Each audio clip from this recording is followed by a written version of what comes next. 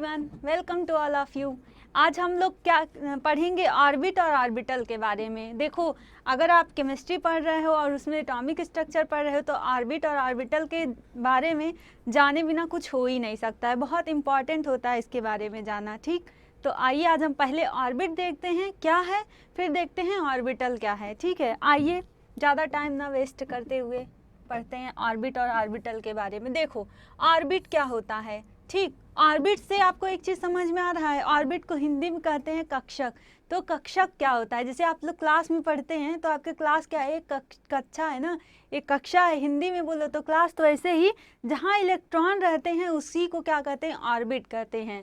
जहाँ जैसे आप क्लास में पढ़ते हैं, क्लास में जाते हैं तो वो आपका एक कक्ष रहता है। ठीक है, तो वैसे इलेक्ट्रॉन जहाँ रहते हैं उसको क्या कहते हैं, उसी को ऑर्बिट कहते हैं। ठीक, और इलेक्ट्रॉन क्या करता है, इलेक्ट्रॉन हमेशा रिवॉल्व करता रहता है, घूमता रहता है, किसके अराउंड, न्यूक्लियस के अराउंड।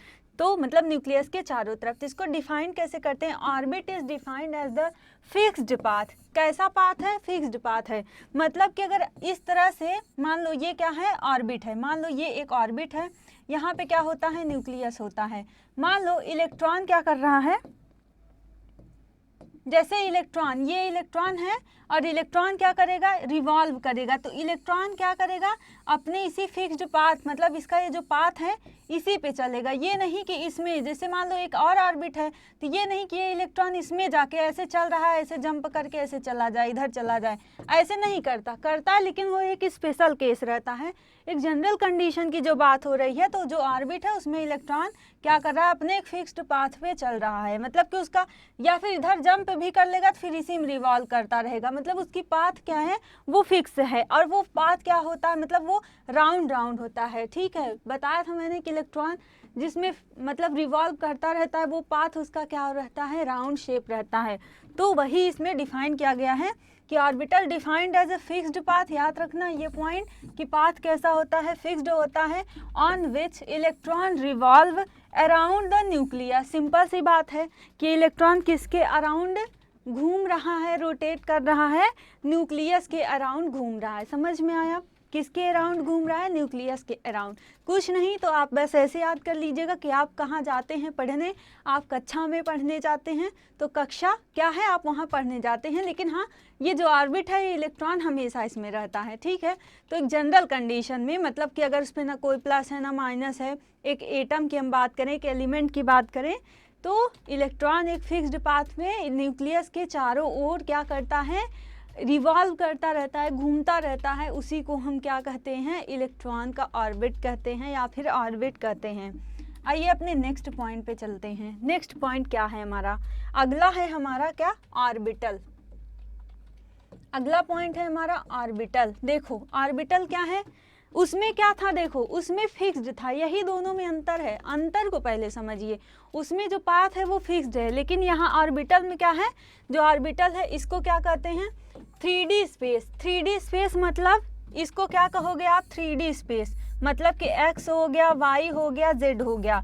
मतलब x y z, मतलब इसका कोई मतलब वो नहीं है, एक्स वाई जेड। अगर एक्स वाई जेड तीनों स्पेस में इलेक्ट्रॉन क्या करे, जा सके, जहाँ इलेक्ट्रॉन की पाए जाने की क्या हो, प्रोबेबिलिटी जाता हो, उसको ऑर्बिटल कहते हैं। और एक्स वाई जेड अगर इन तीनों में क्या करे, रिवॉल्व करे, तो इसको क्या कहेंगे, मतलब इसमें इलेक्ट्रॉन के पाए जाने की, रिवॉल्व तो भाई ऑर्बिट में ही करेगा, तो पाई जाने की 3D, इसी को 3D स्पेस कहते हैं। मतलब एक्स वाई जेड तीनों में रहे। ठीक है, तो मतलब ये नहीं करा कि x में हो सकता है, y में हो सकता है, z में हो सकता है, पाई जाने की प्रोबेबिलिटी ज़्यादा हो, तो उसी को क्या कहते हैं, ऑर्बिटल कहते हैं।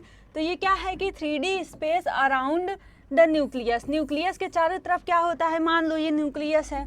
ठीक है, मान लिए कि ये न्यूक्लियस है। ठीक, ये क्या है, मतलब कि ये पूरा अब एटम हो गया। तो ये क्या है, x, इसके चारों तरफ x y z, x भी है, y भी है, z भी है। मतलब इसको 3D स्पेस, हम 3D स्पेस के नाम दे दिए हैं। ठीक, तो यहाँ पे ये है कि इन विच प्रोबेबिलिटी ऑफ फाइंडिंग इलेक्ट्रॉन, मतलब कि प्रोबेबिलिटी मतलब संभावना है, चांस है, क्या है, चांस है इलेक्ट्रॉन को पाए जाने की, क्या है फाइंडिंग, फाइंडिंग मतलब कि पाए जाने की, प्रोबेबिलिटी मतलब चांस है इलेक्ट्रॉन के पाए जाने की, मैक्सिमम क्या है, देखो मैक्सिमम है, मैक्सिमम चांस है, ठीक है, इज कॉल्ड, इसी को हम क्या कह दिए, ऑर्बिटल है। ऑर्बिटल का जब भी आप डिफाइन करेंगे आप जरूर ये वर्ड यूज करेंगे 3D space, where finding of electron is maximum, ठीक है, probability of finding electron is maximum is known as, उसी को हम क्या कहते हैं, ऑर्बिटल कहते हैं, जहाँ पे प्रोबेबिलिटी हो इलेक्ट्रॉन को पाए जाने की मैक्सिमम हो, क्या हो, मैक्सिमम हो, ठीक है। और यहीं पे एक टर्म और आता है नोड, नोड जस्ट इसी का अपोजिट हो जाता है, नोड वो पॉइंट होता है जहाँ इलेक्ट्रॉन नहीं पाया जाता या जीरो पॉसिबिलिटी होती है, वहाँ इलेक्ट्रॉन पाया ही नहीं जाता है, जीरो होता है, तो उसी को हम क्या कहते हैं, नोड कहते हैं। तो यहाँ तक आप लोगों को समझ में आ गया होगा, इसमें कुछ है ही नहीं, बस एक बार समझ लेंगे याद हो जाएगा, समझ लेंगे कॉपी पे नोट डाउन कर लेंगे याद हो जाएगा, कुछ भी नहीं है इसमें, ठीक। अगला पॉइंट है यहाँ पे, N orbital can represents 3 sets of electron, किसी ऑर्बिटल को हम 3 सेट्स ऑफ इलेक्ट्रॉन से रिप्रेजेंट करते हैं, 3 सेट, क्या है, 3 सेट्स ऑफ इलेक्ट्रॉन, ठीक है, यहाँ से 3 सेट्स ऑफ इलेक्ट्रॉन, ये क्या है, साई एन एल एम, आगे देखते हैं यहाँ पे, जैसे कि ये क्या है representation, psi N L M, ठीक, यहाँ से देखिए क्या है psi N L M, psi N L M क्या है, ये क्लासिकल रिप्रेजेंटेशन है, मतलब कि एक छोटे से टर्म में हम पूरे इलेक्ट्रॉन की क्या पोजीशन है, कहाँ है, एक छोटे से मतलब सिंबल से हम सब कुछ बता सकते हैं, ठीक है। तो जैसे एग्जांपल आपको दिया है, जैसे आपको एक एग्जांपल दे दिया साई 321, सॉरी साई 320 है, तो साई 32 का मतलब ये होता है n की वैल्यू क्या है, 3 है, l की वैल्यू क्या है, 2 है, यहाँ पे लिखा भी है, और m की वैल्यू क्या है, 0 है। ये हो सकता है अभी आपको बिल्कुल समझ में आए, क्योंकि ये क्वांटम नंबर है, जस्ट इसके बाद ये क्वांटम नंबर हम आपको पढ़ाएंगे तो आपको अच्छे से समझ में आएगा। इसको प्रिंसिपल क्वांटम नंबर कहते हैं, इसको एजीमूथल क्वांटम नंबर कहते हैं, इसको मैग्नेटिक क्वांटम नंबर कहते हैं, ठीक है, प्रिंसिपल, एजीमूथल, मैग्नेटिक, जस्ट इसके बाद हम आपको पढ़ाएंगे, जो है मतलब नेक्स्ट वीडियो में आपको ये मिलेगा, इसके बारे में पूरा डिटेल मिलेगा, क्योंकि आपके सिलेबस में है, ठीक है, आपके सिलेबस में बहुत अच्छे से दिया गया है, तो इसको आपको पढ़ना है। तो इस तरह से ये जो एन एल एम है, देखो एक एस भी आएगा, लेकिन यहाँ पे एस नहीं लिया गया है, यहाँ पे बस एन एल एम ही लिया गया है। जब आप क्वांटम नंबर पढ़ोगे तो 4 तरह के क्वांटम नंबर होते हैं, लेकिन यहाँ पे हम केवल और केवल 3 पढ़ते हैं, 3 को ही पढ़ रहे हैं, ध्यान रखना। एस यहाँ पे रिप्रेजेंटेशन में नहीं दिया गया है, इसको ध्यान रखना है, ये नहीं कि अपने से एस ले लें, एस नहीं लेना है, ठीक है। यहाँ पर ये जो सिंबल है इसमें एस नहीं लेना है, तो ठीक है, यहाँ तक इतना ही, मिलते हैं आपसे नेक्स्ट वीडियो में, तब तक के लिए ऑल द बेस्ट, अच्छे से पढ़िए।